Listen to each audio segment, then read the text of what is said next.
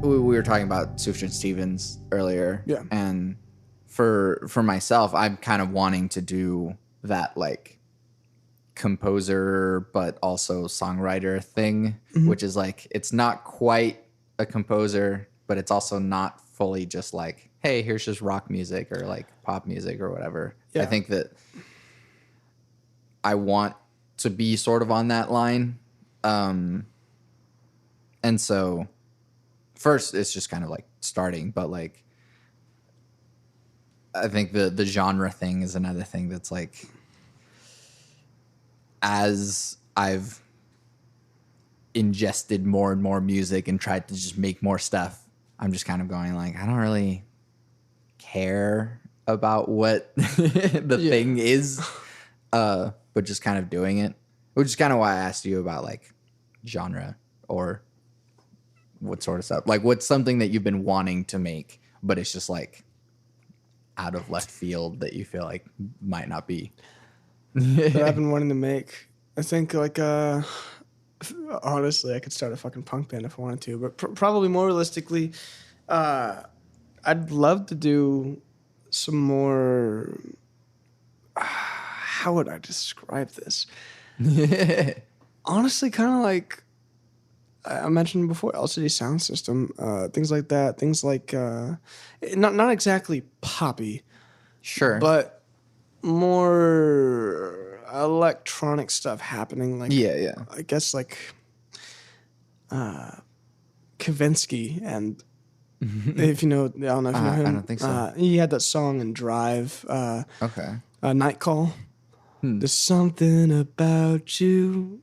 Oh, dude, I don't it's one of the sickest vocoders I've ever heard. But things like that, like I'll listen to some music, and you can do a lot with real instruments, but there's such a nuanced customability, I guess, to some of these electronic things. You can get so in the ears of the headphones. And I always liked that. Like, a perfect example would be Julian Casablancas with Daft Punk doing... oh, God, what is that song called? I don't know. You will never be alone again, because it doesn't happen every day. Anyway, it's just like mixing stuff up. It's not poppy to the point where it doesn't have substance, but it's just groovier stuff. Like high production, things like that. I feel like that's a bigger thing too. Is that because it sort of feels like music as like an art form sort of has like tried to expand as far as its reaches has gotten, and so I feel like with real instruments, like we've pretty much, like, without just inventing more instruments, I feel like we've gotten all the sounds that we can out of guitars and drums and stuff like that. But then like once you add production and like sound manipulation and electronics and everything, then it's just like you can take just the traditional instruments and then just fuck them up. Yeah. So I'd love to get into that. It's not exactly, honestly, I've been thinking about, it's not like super on my mind, but it might be a 2020 thing that I start fucking with when, my studio's back up. Right. Is a solo album. And it's like, it's not like there's any less interest in my band. It's more just like stuff that doesn't make sense for us. Yeah. Like more, I would like to do like a Mark Ronson type thing, actually. Like, I want to do a solo album with a bunch of fucking people. Sure. Like other singers, like every song is kind of a different list of people. I want to work more as a songwriter still, but definitely like a heavier producer role. Yeah. Because then genre is nothing. Like it doesn't matter. And I'd love that. I always like producing people's stuff. It is really fun, and to bring other people in and act as a producer on my own stuff would be really fun. Right. Yeah. Because, and I feel like the world has sort of opened up more to like the producer as creator rather than just the facilitator of the thing. Yeah. I mean, one of my favorite bands right now is Sunlux. Haven't heard them. And their lead singer, songwriter, composer, whatever, he kind of just started out as like a composer, but he was just like recording stuff and manipulating the sounds. And so it's like some of the stuff you can't even really like play live. You just kind of have to like use a track because you just can't do that with real instruments. But it's like to some extent the music is more production than it is actually playing. Yeah. And I guess that's an art in its own, really. You're more of an artist as the engineer than you are as the player, like the musician. Yeah. But it's still cool. Or even stuff like Aphex Twin, for example, is like it's just bedroom producer putting stuff out. For that matter, take fucking oh god, how am I forgetting Australian elephant? Feels like Tame Impala. Oh, okay. Tame Impala. Sure. Musically, there's some like cool stuff going on, I guess. But the genius is in his production of it. Like that stuff is. I haven't listened to a whole lot of Tame Impala, but if you sit down and you listen to what he's doing and you like really pick out little things, there is a lot happening. And yeah, the musical parts on their own are pretty good, but there's some production going on there that makes it insane. Like it is fantastic. Going back actually to Sufjan a little bit, talking about that whole wanting to work into that composer songwriter thing. Yeah. So the first thing that I had to come to terms with was the fact that he wasn't the arranger. So he did a lot of work on it, obviously, but he had somebody else working with him. And so that was one thing I took into consideration, was like, maybe if I wanted to break into that area of things, I don't have to do it alone. Sure. Now another thing that's interesting is do you know who My Brightest Diamond is? Mm-hmm. Oh yeah, so Shara Warden, who also sang backups on his album Illinois and all other stuff, but take her for example. Take Andrew Bird. Yeah, he's coming here in October, by the way. He's brilliant. He's coming to Jones. But so like Shara Warden is a perfect example for My Brightest Diamond because she writes all of her songs, like a lot of them, on ukulele, and so I think maybe a trick to being able to write these big, expansive compositions and songs, funny enough, is starting with bare bones. Yeah. Like literally nothing. Because like you can take some of the most like beautiful songs, and if you just break them down the chords, there's really not a lot going on. Right, yeah. It's the ornamentation of it. So yeah, I always thought that was interesting though, like with Shara Warden specifically, because I'll hear her do these live, like little radio live recordings of songs. It's just her and the ukulele. Yeah, yeah. And it's way different. Yeah, yeah. But yeah, and that's the thing too. But it's also a reason why I got my master's in composition is so I could do all that stuff myself. And so it's like, which, yeah. Right. But like that's it. The harder thing too is that like, it's always time versus money. And it's not just a matter of whether you have the skill to do it alone. I think it has to do with the back and forth conversation of making music. That too. Like it's hard to talk to yourself. Like some people are good at it. And sometimes though, like when you're thinking on that big of a scale, like it's hard to ask yourself the right questions to get to where you want to go. I mean, sometimes it's just like, you add another track and you go, all right, what's this thing? And you add another one. And like, I feel like at some point, normally I reach a point where I'm like, I don't know what else I can do to this to make it better. I feel like if I... So then you start taking away. Yeah, right. And then like start taking away. It's like, is this too much?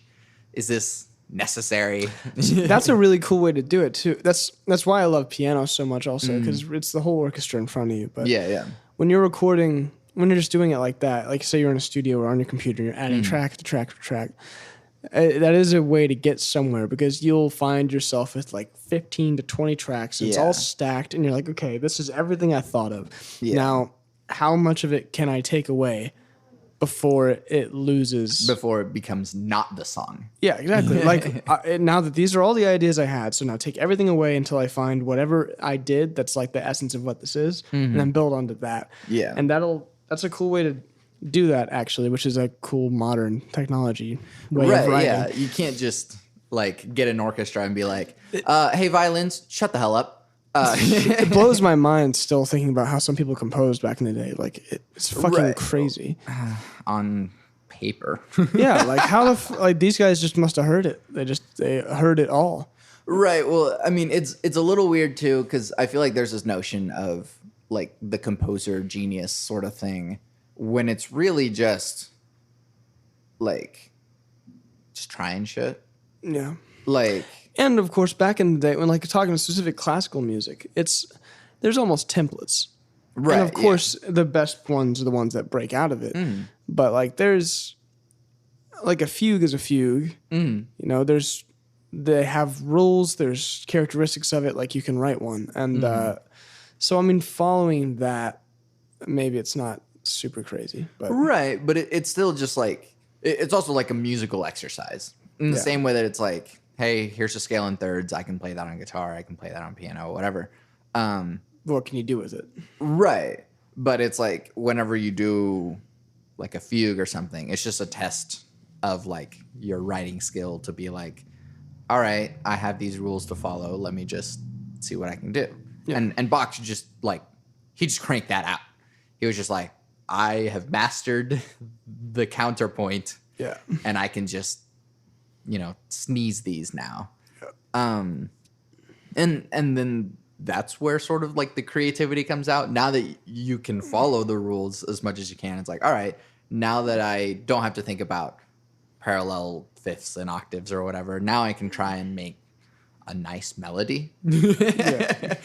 And so, but again, at the same time, it's like there's no like magic to it, especially if you are dealing like counterpoint or whatever. There's so many other rules that like sometimes there's just no other option but to pick this note. Yeah. And that's the note. It's not like, like the heavens opened up and the melody came to me. Like, no. Sometimes that happens. I think this is why music has gotten so cool to me. I do not believe there is any set of notes that can't go together. Right. You can make anything work. This is one thing like that I love talking about with some of my students on piano. Like the older ones are a little further along. Sure. I will play them an A major 13 with all the notes right next to each other, and it sounds terrible. Yeah, it sounds awful. And I was like, or like a dominant 7 with a flat 9. I'll play it all like right there. Right. It sounds bad because it just doesn't work. You have a whole bunch of like minor seconds. And exactly. Like, it's all clashing, and then you voice it correctly, and it sounds really pretty. And certainly it has like emotion. It's going somewhere. Like it's just cool that like it really doesn't matter what notes you're using. It matters where you put them, and that's where like instrumentation and arrangement comes in. But like, I don't know. That's the interesting thing to me. One of the songs that I'm most infatuated with of mine right now, which I don't usually get caught up in my own stuff, but this is one I always liked, and it's so far I think one of the more popular ones, which makes sense because I fucking love this song, honestly. But all right. This is one of the songs that I don't remember writing because it just came out, and it's weird to me because it's not simple, and I love it though because the melody uses every note in the chromatic scale. Yeah, you were telling me about this song. I told you about that, and to me, like the more I didn't think about it when I was writing it, but the more I go back and analyze it and like look at what's happening, it's fucking weird. Technically, it breaks a couple different rules, right? But that's where it goes outside of the thing of thinking about parallel fifths and contrary motion and all these things. Is the melody, and sometimes you can find ways to do things that shouldn't work, but it just does. And that's the thing about music that makes it's really cool to me. I still haven't I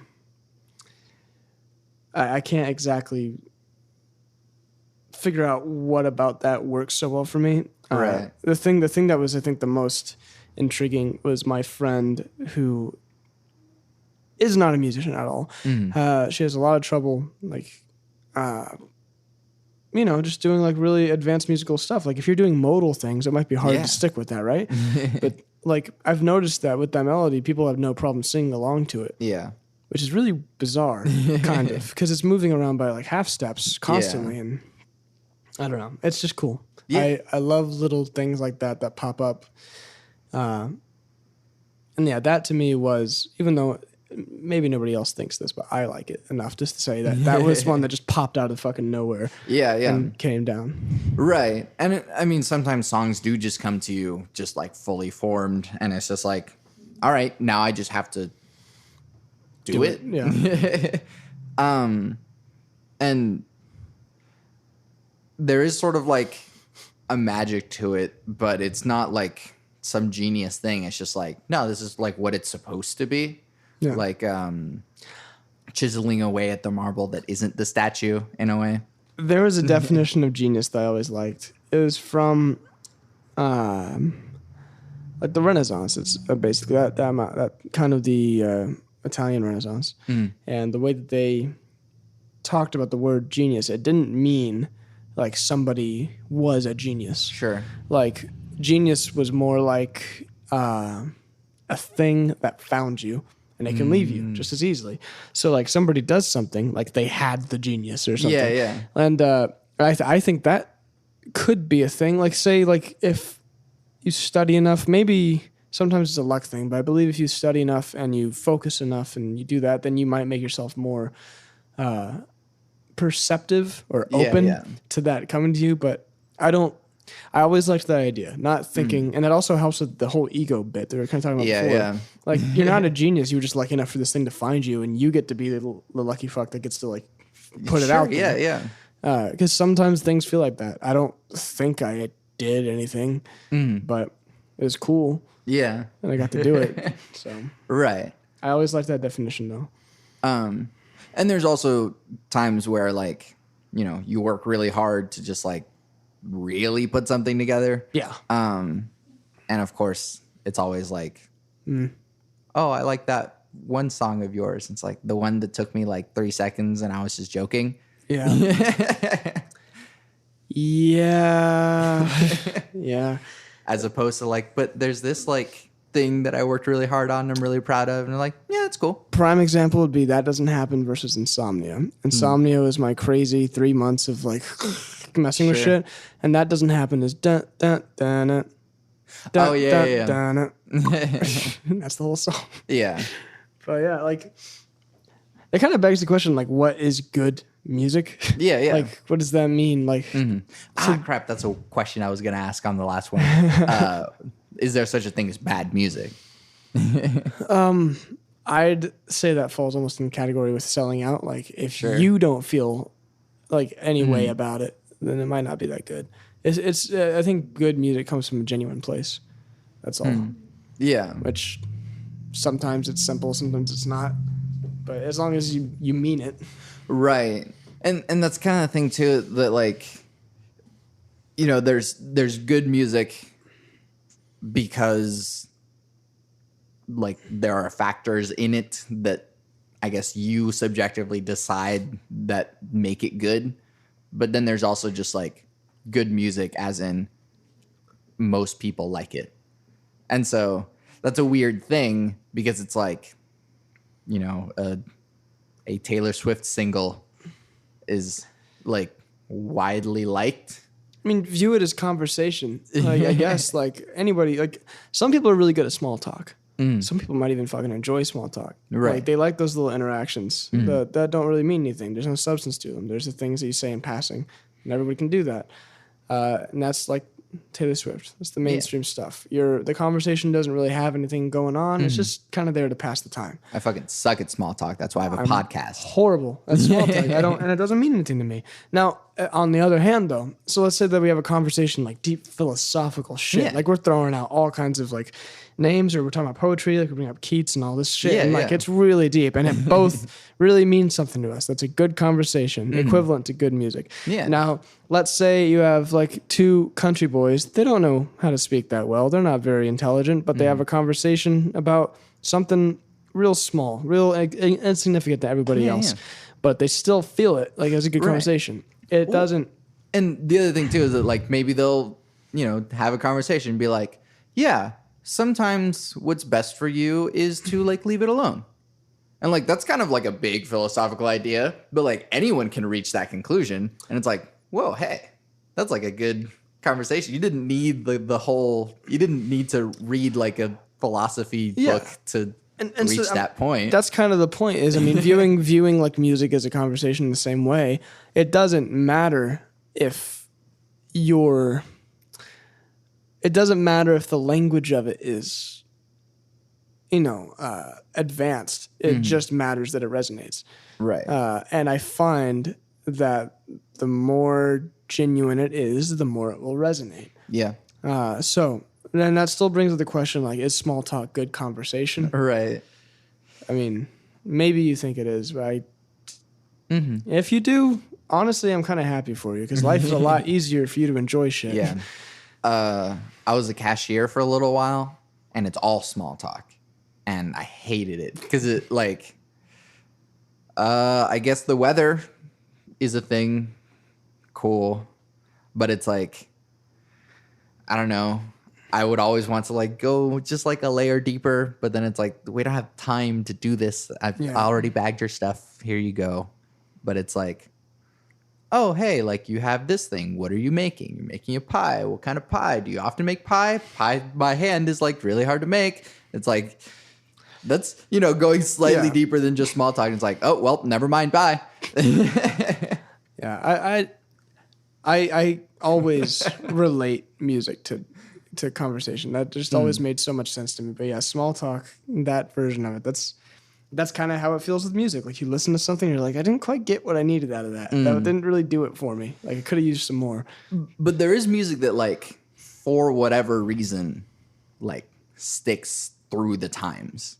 Maybe it's because of popularity. Maybe it's because of the music itself. But it's like, for whatever reason, like Billie Jean is still a banger. Let's go back even further. Come Together is still a fucking banger. Yeah. I mean, that's the Beatles. But one that sticks out to me that I've always thought it was so simple, but it's so perfect. Actually, this is such a cool thing. Man, so Sketches of Spain?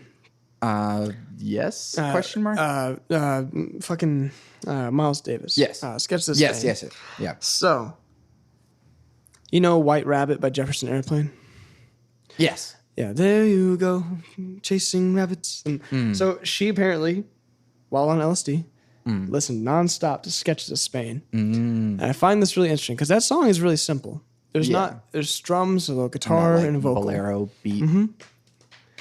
But after I found out that was how she got the idea for that, I listened to Sketches of Spain, and I'm like, I listened to that song again, and it's really, there's not a lot going on, but once like, I think that's why it's stuck around and why it's still a good song. And it's still a thing that people listen to, I think. Right. Because I don't know how to explain it. It's like outlining the negative space of the influence that birthed it, I guess. And like listening to it is such a cool thing because there are these little inflections going on that just, I don't know. It's a really cool song. That's one of those weird earworms that's not. Yeah. Well, because it's like, it's kind of straight through, but it like has repeating sections at the beginning and then just like a big ending. Feel your head. Yeah. Yeah. And then it just ends. You're like, finally, the thing that I've been waiting for the entire time. If you turn it up loud enough, it'll rip your soul out. Right. Yeah, exactly. Man, that we could, if we get into like, I'm thinking about all kinds of shit now. Just the fact, what you just said, like getting there and then taking it away. I have fallen in love with that concept. I don't know how to, what to even call that really. It's almost a termable thing. Right. Well, I mean, I kind of noticed that a little earlier on as I was starting to write songs, I wouldn't write like the traditional song structure. I would like, instead of verse, chorus, bridge, chorus, I would go verse, chorus, bridge and not bring back the chorus. I would just like end the song. So it was just like a coda. And I was like, hey, everything built up to this and then we're done. It's like, I don't know why I was doing it so much, but it's like, I didn't feel the need to go back See, I had a similar weird thing with structure. I never went verse, chorus. I would go like verse, verse, interlude, and then one chorus. I'd only do the chorus once. Yeah, yeah. And it was this big chorus. Right, yeah. One of those, exit music for a film. Yeah. Radiohead. So that is my number one example for getting there. Yeah. And then ripping it away from you. Yeah. Like, it does such a good job. And it's not in anything to analyze really either. It just happens and it's great. But the other thing about exit music is that it builds up and it gets there, but it also just has like the tiny death at the end. Yeah. Like, as opposed to like with White Rabbit, it's like feed your head, song's over. Yeah. It's like, we hope that you choke, and then we hope that you choke. Like just a little tiny. Yeah. So it's like it gets you there, and then it's like, are you good? Let's just bring it all the way back down.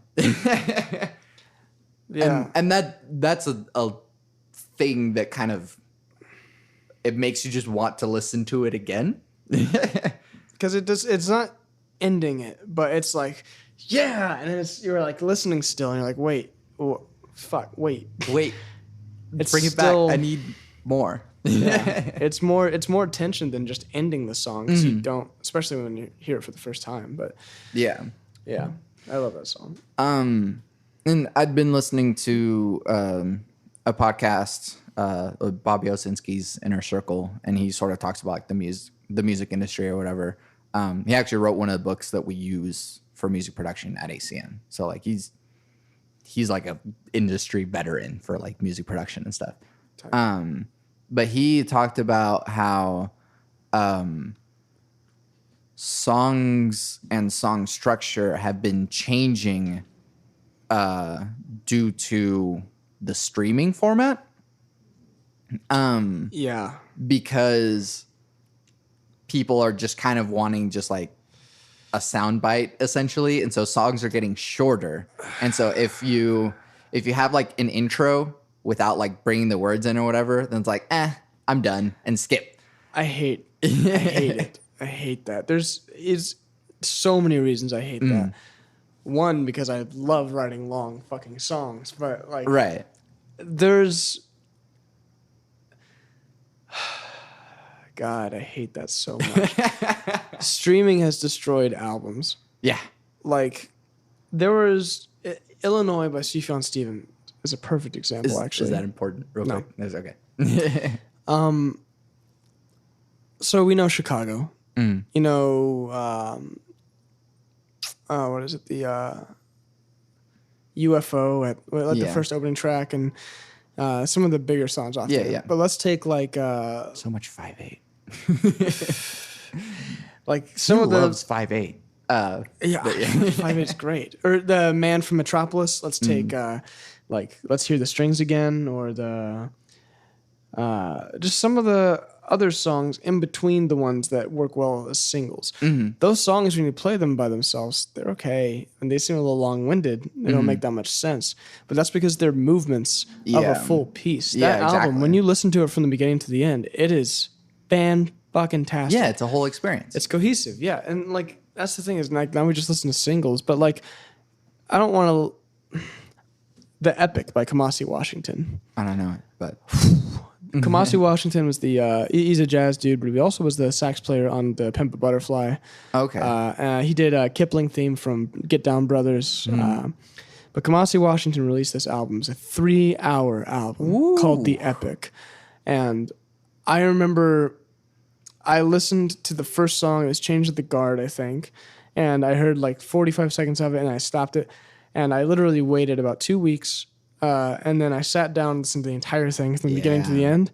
It's fantastic. And I think that's something that is heavily lost on like modern music is we don't listen to albums at a time because we don't take the time to do it. But like some things need to be, I don't know, it's cool to craft an album. Yeah. Like it's a novel instead of a fucking short story. I seem to only think in albums actually, because it's like I have like 4 things in the pipeline, and so it's like this is the structure of the things that are coming, and this is a cohesive idea, and I can't really like take things out of it or like put things in that shouldn't fit.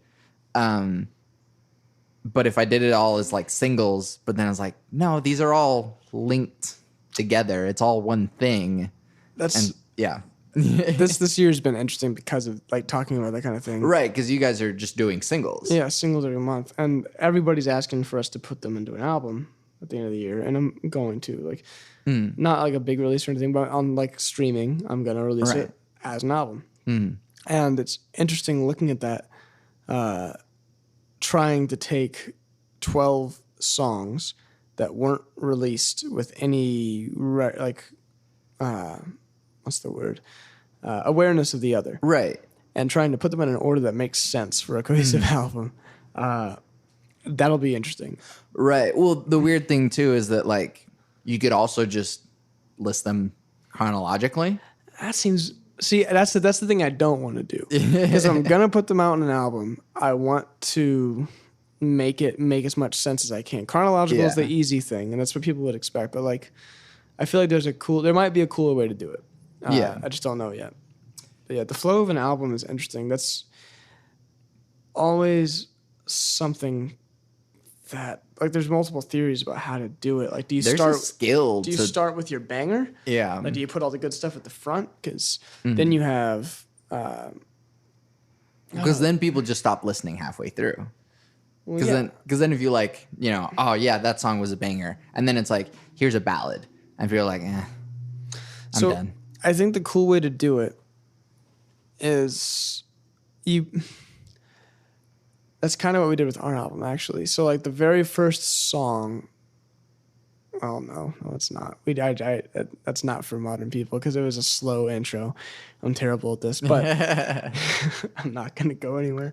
But I think it's a cool thing to do with an album is just start it off like, either do that or maybe do what we did and kind of have it slowly trickle up, but I don't think that's as popular. So first song's got a bang, right? And then probably the first 4 songs should all be pretty good. I think in the middle is where you can kind of, because if they're listening, then you like that far in, then you've probably got them.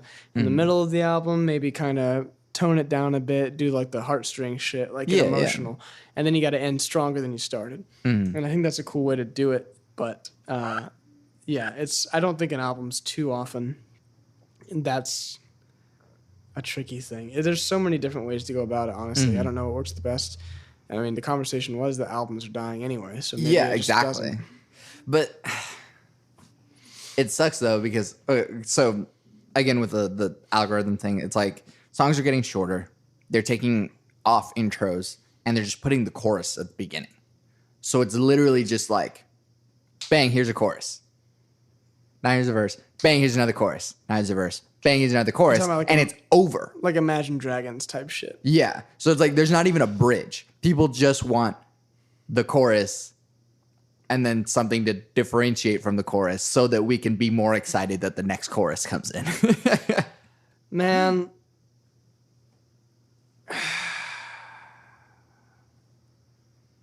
I don't even know how to talk about it. It's just so upsetting. But it's like and it's shorter songs too. So it's like imagine if other things in life were like that. Like imagine if like you get it like you're going out, you're on a like the third date, you get the girl back home, you take your clothes off, and then it's over. And you get to go home. That's it. You don't even talk about it. Yeah. It's not worth talking about. That's it. Like, yeah, it was good, I guess, but now you're gonna have to go get another one. Right. Like, I'm just saying, like, it's such a. I know music isn't that important to everybody to think of it as an experience like that. Sure. But it's so goddamn cheap. Like, just to make it short like that. That was. Sorry for the vulgarity. For some reason, that just makes me upset. I don't know. No. It's God. But yeah, no, it's I know like exactly what you're talking about. Yeah, like, yeah. And I mean, maybe movies are kind of doing that too. Like, if you go with like, you know, the big Marvel films, it's like, bang, here's a big fight scene, and then there's like stuff building up in the middle. Bang, here's another big fight scene, and stuff building up in the middle. Bang, here's another big fight scene, and we're done. You know, I gotta say, I am a Marvel fan. I am too. If we're thinking about the last movie, I won't give away any spoilers. Right. But like Endgame did do that differently. It did a pretty good job. Yeah. Like yeah. I like the way it started. There was no fight. Like that's why I think it did a good job, because that was not with not with a bang, but with a whimper. Right. There was no goddamn fight. Everyone just died. Yeah, exactly. So like, and yeah, like the first like 30 minutes of the movie is just like the reaction. we got to deal with this. Yeah, that was great. It has nothing to do with anything really, but I just liked that movie. Right. No, but at the same time, like they did that on purpose because it's like, yeah, we're so used to, norm. Yeah, we're so used to like, here's a big fight scene. And then they were like, well, we're already turning the thing on its head by making them lose. So. And you know, the thing about anything that happens in culture is there's always a counterculture. Like, I mean, there's a reason that there's a rise in vinyl sales again.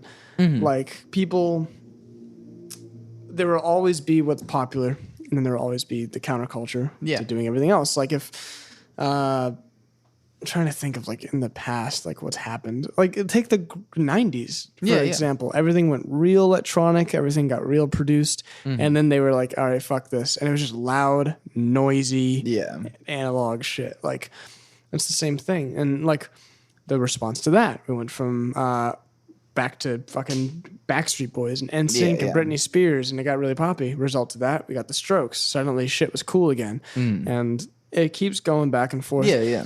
This is a little different because this is a massive shift technologically, like streaming and all this stuff. I mean, the music industry still doesn't know what the fuck just happened. We're like still on our back, but like, right. I don't know. I'm curious to see where it goes. Right now, it feels more sandbox than ever because like while it isn't great and the mainstream like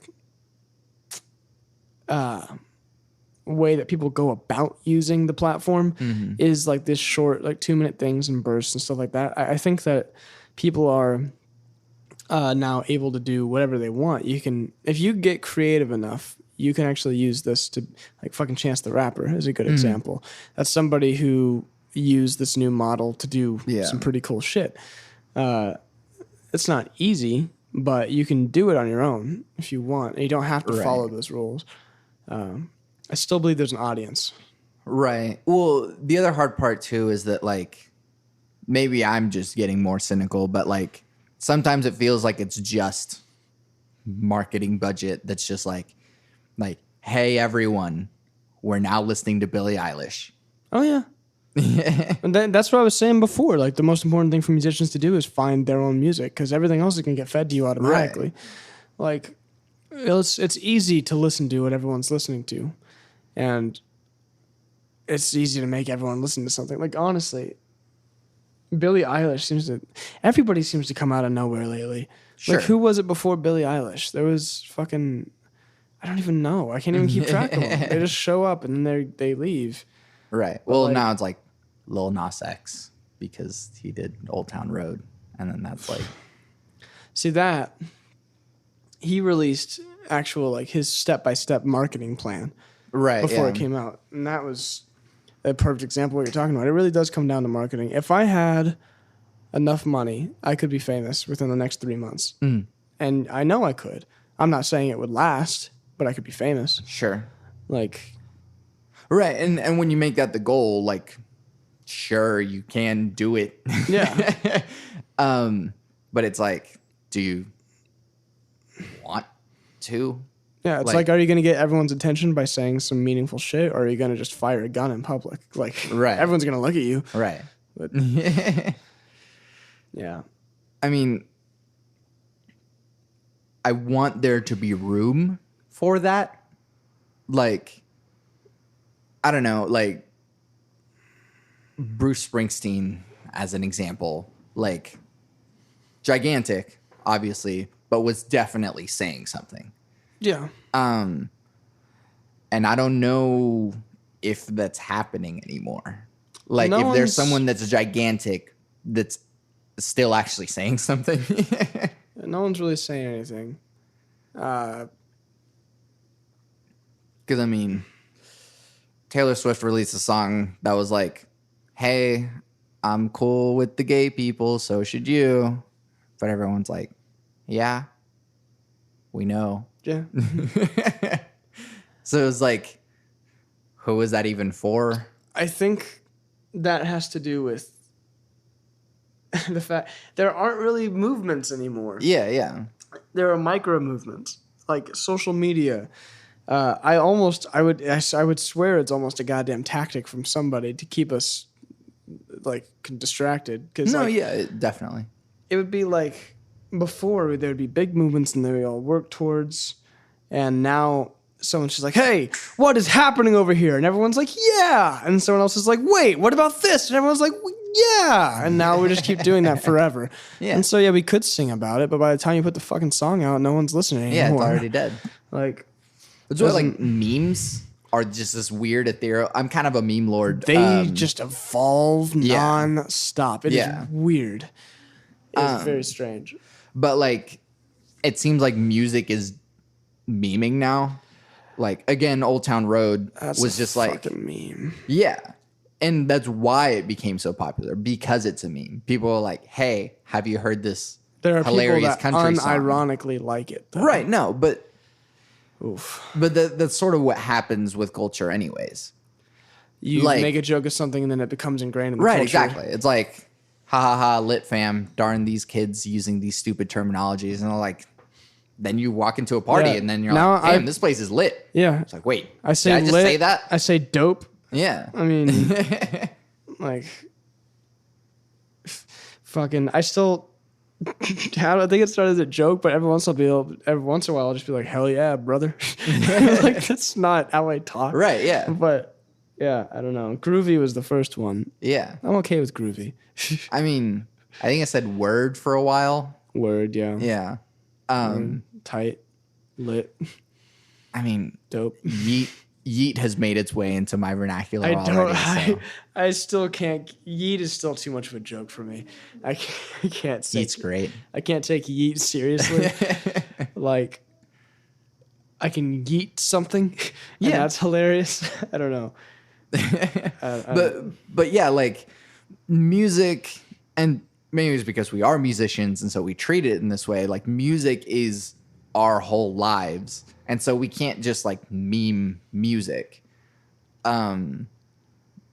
There's staying power in the words, in the notes, in the everything that we hold really close to us. And so I can't just like, hey, cool, this is my favorite song right now, and I'm done, and it has no relevance to my life whatsoever now. Yeah. And that's just and that is like, some things feel I try not to be offended by it, I guess. But sometimes I'll put a song out and then it gets memed. Like, honestly, like in a way, like it'll be, I don't know how to describe it. It's hard to put out songs that are significant to you when the significance of songs in general has been lost on the majority of people listening. Right. So it's, I don't know. It's a whole thing. The music industry is just so goddamn weird. But at the same time, you've got these pockets of, there is no doubt tons of great music being made right now. Yeah. That's not the argument. Like, the music is there's still good music. Yeah. It's just not what everybody's listening to. And it takes a little bit more work to find it.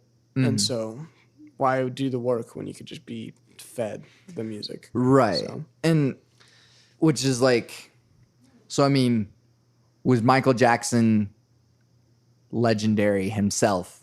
Did the music create that sort of power? I'm going to go ahead and say Quincy Jones is responsible for Michael Jackson. Sure.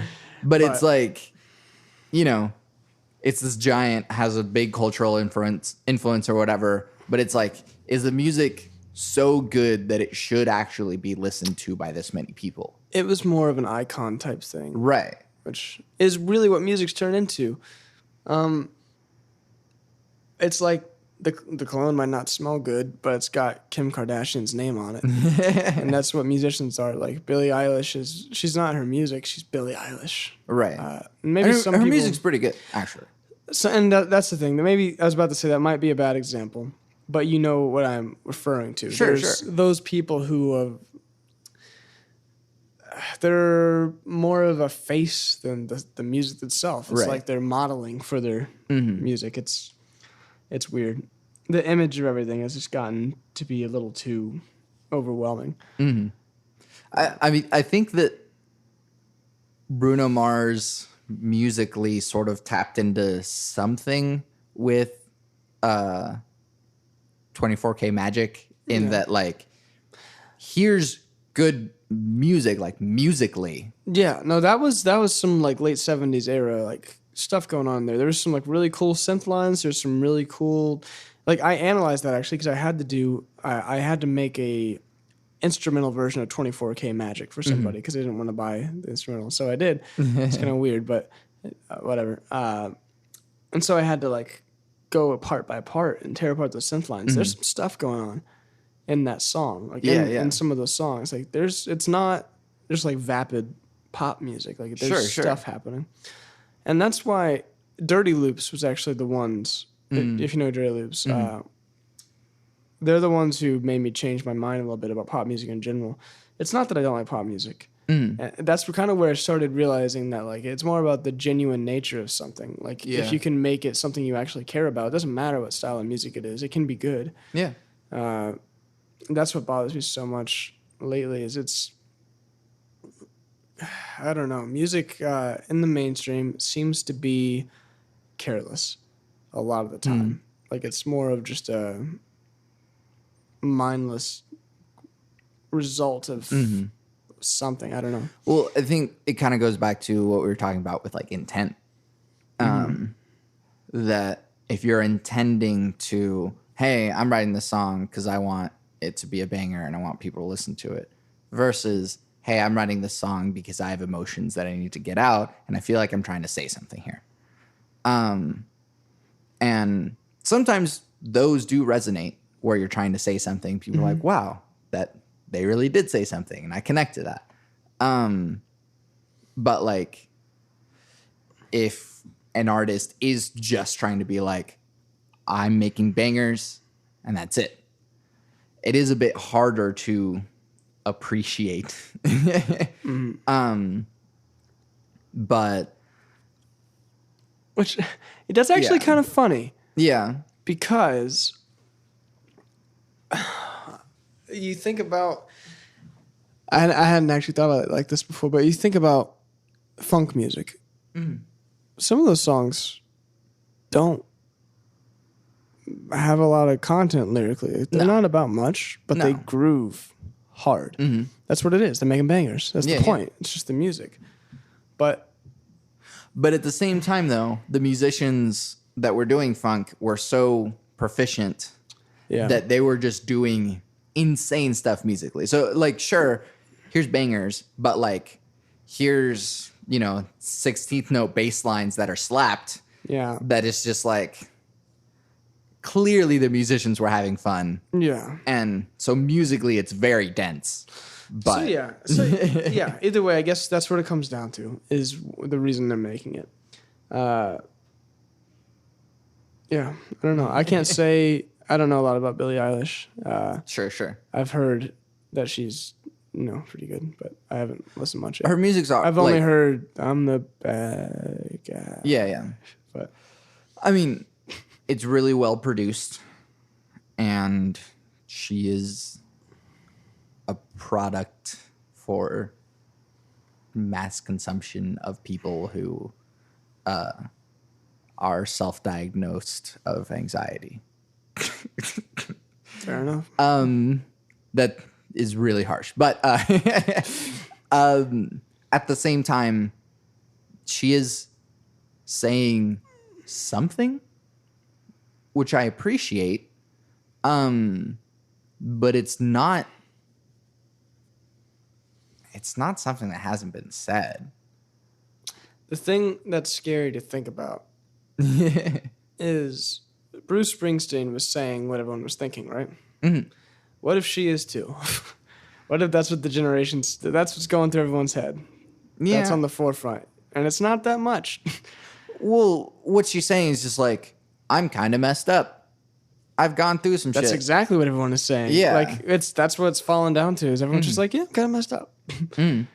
Which I kind of had this thought a few months ago where I was just like, man, I'm just kind of bummed out about everything. Am I depressed? Mm-hmm. But then I was like, no, I feel like the world is depressed. Yeah. That like we've created this environment of everything sucks. And so it's like it kind of just bled into my mind. And I'm like, am I supposed to be sad right now? Things are sad. Things are trying to Right. look, man, like, yeah, the global or climate change is a thing. Shit's fucking up. Our government's not exactly super awesome right now. Yeah. There's a lot of like really terroristy things happening basically every day. I'm pretty sure there's still genocides going on, but fuck if we know because we're busy being fed reality TV shows and all the mainstream stuff. Yeah. And then the fact that we remember that for a second reminds us, oh, wait, I should feel bad, but I don't feel bad about the right things because I'm terrible. Yeah. And that's living in America. Right. But even so, it's like myself, my own life. I'm actually really happy. Like, I'm probably happier than I've ever been. You're a little radiant seed in a dark, abysmal world. Sure. But it's like, and I mean, shit's kind of been sucking lately for reasons I won't get into. But like, even still, like, I'm really happy. And so, like, the rest of the world is sort of, and like, telling me that I'm sad. And so that's why, like I said earlier, it is a choice. Sometimes a harder choice, but it is a choice to be happy.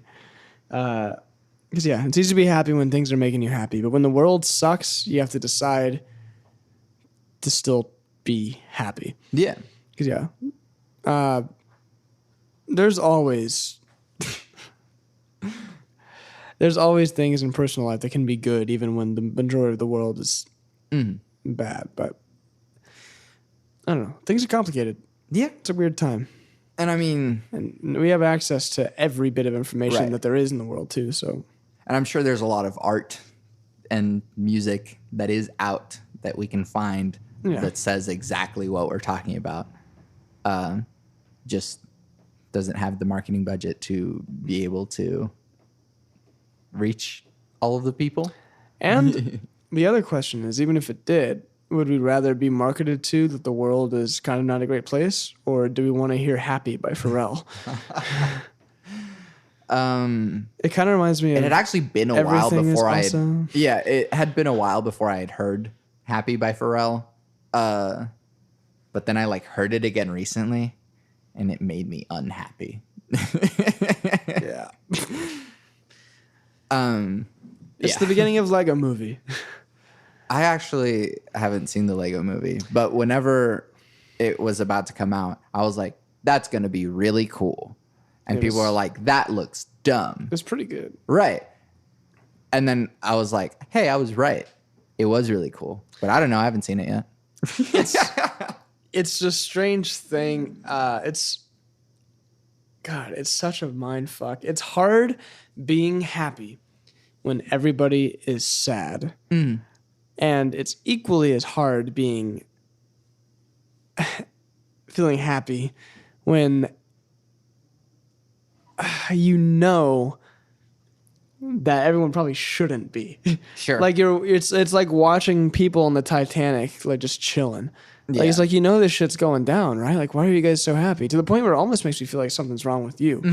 Because you're like, this, am I the only one seeing this? Like, yeah. Shit's kind of exploding right now. Right. But that's the thing. It's like, I can't remember where I heard it, but it was like, if you have like problem dealing with stress, you can kind of go, all right, what's going on? What can I do? And then go, should I be freaking out? Like, do I have reason to be freaking out right now? Well, I never really have a reason to be freaking out. Exactly. And so it's like, it's just the realization that sometimes there are things that you can do nothing about. yeah. And so you gotta chill and whistle a tune while you're like, tied to the train tracks. Yeah. And kind of what you were saying before is just like, stop, smell the roses, and just, enjoy what's going on. And sometimes that means enjoying I guess okay music on Spotify, or digging around and finding like Maybe really both. cool Maybe stuff. both can exist. I don't know. It's possible. Last thing I wanted to ask you about: how do you feel about the music industry in Oklahoma specifically? I don't know. It's kind of weird. There's some stuff going on. Oklahoma. The thing is, here the stakes aren't that high. Like if you were in a big city, like let's say you're in LA or New York, there's a standard. There's a thing that's going on. There's a scene, like a defined scene. And if you want to do well in it, maybe you'd have some incentive to match it to be like that. But here, there's not really a scene that's exclusive or anything like that. Right. There's not any big. The stakes aren't high to the where I mean to say like to fit into something to excel. So like really, you can do whatever you want here. You can play shows. You can be a part of the scene. So it's very inclusive, which is a good thing. But it's just inclusive because I don't think there's we're not really on that map yet. There's not a whole lot going on. We're getting there. And there is Well, stuff. no, there is a lot going on, but locally. people don't think there's a lot going on. Yeah. I think that's the problem. I think musically, just for the sake of music, outside of the industry, outside of succeeding or whatever, if we're just talking about music for the enjoyment of music, Oklahoma's doing pretty good. Yeah. There's lots of jam sessions. There's lots of shows to see. There's lots of things happening. There's lots of really good artists here. Yeah, there are. So, I mean, just from the standpoint of just music for music, it's good. Things are good here. We have a good scene. And people doing good things. A lot of like venues are getting more supportive. And I think, I mean, there's a chance this could be a bubble and like we could get more. It'll explode in a bit. I certainly hope so. It'd be cool. I'm definitely getting more worried every day that I won't be able to afford to live here. So we'll see what happens. Right. But if there's a bubble that explodes and I'm the benefactor, then cool. Right. But it's also kind of a weird thing that I feel like the mass audience that we could be reaching just doesn't know that there's music. Yeah. Even in Oklahoma alone, like I don't think it's that they don't know. I don't think they care. I really don't. Because it's not, if it were just that they don't know, then the guys that come up to the bar would be like, oh, there's a show tonight. Cool. And not be like, oh, it's $3. That's fine. And then leave. Like, it's $3 fucking dollars. But yeah, that's still a thing. And it's a climate that we're trying to change, but it's hard to do that. But yeah, literally, I played a show and people would be like, I'm only going to be here for a minute. And they don't want to pay the cover. Like, dude, just come on. Right. And like, you guys are great. Well, Like, thank you. I would pay more than $3 cover and stay the entire time. What the hell? But like, It's just, it's, I think it comes back again, maybe to an attention span thing. yeah, Maybe everyone's yeah, all over the place. Like, I don't know. I'm going to just keep playing music. It's, yeah. fuck it. But I mean, I do want to find a way to like make it to where the people that come to Oklahoma shows aren't just all Oklahoma musicians. Yeah. And to where it's like, I've kind of been using this example in this conversation. It's like, if a guy that gets off work at like Chesapeake, you know, goes, hey, I'm going to go to a bar, see what's going on tonight. And goes, hey, cool, there's music going on. And accepts that rather than goes, I'm going to go to a bar tonight. Ugh, there's a band playing. I'm going to go somewhere else. Exactly. And we just need to, I think we will reach a point where the people that kind of lead some of these things like OK Sessions, people like Christian Pearson, those people who are getting around and doing things on the behalf of our music scene, like there will be sit downs with people like Mayor Holt and people in the government, and there will be almost a rebranding of what our city is. And when this city decides that it is a music city, and they treat itself like it is, then people will accept that. Yeah. But until then, it's just a side show thing. Yeah. Turns out there's music here. Yeah. Like Austin putting those digital tip things in, that's a city that supports music. Yeah. That's right. Yeah. Like if you're not going to go out in Austin and be like, ugh, there's a band playing. Like of course there's a fucking band playing. You're in Austin. Yeah, exactly. Yeah. So that's what it has to be. Right. And that's what I want the culture to become. Yeah. Really, in any sort of like bigger city in all of the flyover states. Like that's going to be a minute. I don't know anything about Nebraska. Maybe they have a whole thing. Right. Who fucking knows? They probably do. I'm sure they have like a really cool punk scene. Maybe, yeah. Punk scenes are always the thing that pops up in those small places. Exactly. Because everyone's like, fuck this. Yeah. Like, there's too much corn. And then they get mad and start bands. You could start a corn cover band in Jesus Nebraska. Christ. But no, I want that to be the thing. It's like, hey, we're in Little Rock, Arkansas. What's here? Music. Yeah. Hey, we're in, I don't know, what's fucking Wyoming? It could be something else too. Like a little, like maybe I'm in this city in Nebraska and it'd be like, we do fucking film here. Like we do short film, all these people. Maybe this is art. Or there's, I don't give a fuck as long as more arts, just more arts. People appreciating that shit happens and it deserves to be paid for. It'd be cool. And I'll admit, sometimes I don't go to shows. It's never. I don't go to a lot of shows. I'm poor. See, that's one thing is I'm pretty broke. And sometimes, honestly, I can't be around a lot of people sometimes. It's just a thing. Like sometimes when I have shows, I'm in that mood and I really gotta